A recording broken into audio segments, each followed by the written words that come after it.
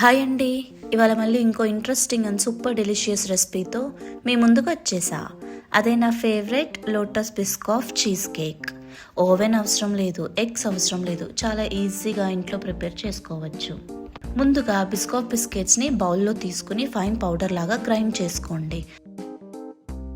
ఇప్పుడు ఒక కంటైనర్లో ఆ బిస్కెట్ పౌడర్కి 2 స్పూన్స్ మెల్టెడ్ బటర్ యాడ్ చేసి బాగా మిక్స్ చేసుకోండి. ఈ మిక్చర్ని బేస్ లేయర్ లాగా ప్రెస్ చేసి సెట్ చేసి రిఫ్రిజిరేటర్లో పెట్టండి.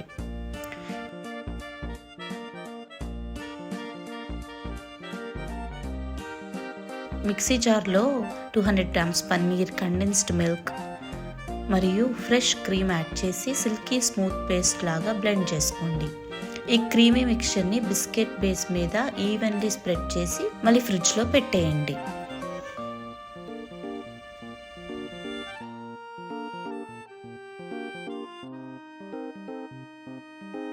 ఇప్పుడు హైలైట్ ఆఫ్ ది రెసిపీ మన బిస్కాఫ్ టాపింగ్.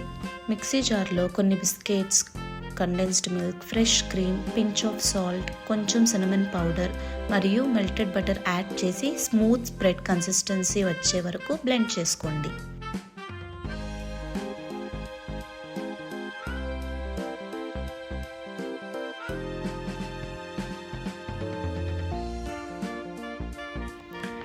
ఈ మిక్చర్ని 3rd లేయర్ లాగా స్ప్రెడ్ చేసి మళ్ళీ ఫ్రిడ్జ్లో 20 మినిట్స్ సెట్ అవ్వడానికి పెట్టండి.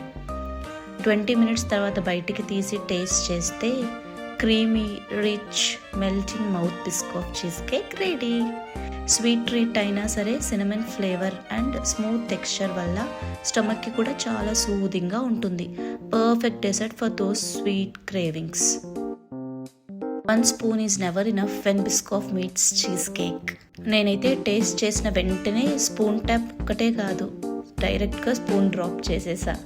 మీరు కూడా ట్రై చేసి ఎలా వచ్చిందో కమెంట్స్లో చెప్పండి. వీడియో నచ్చితే లైక్, షేర్, సబ్స్క్రైబ్ చేయడం మర్చిపోకండి.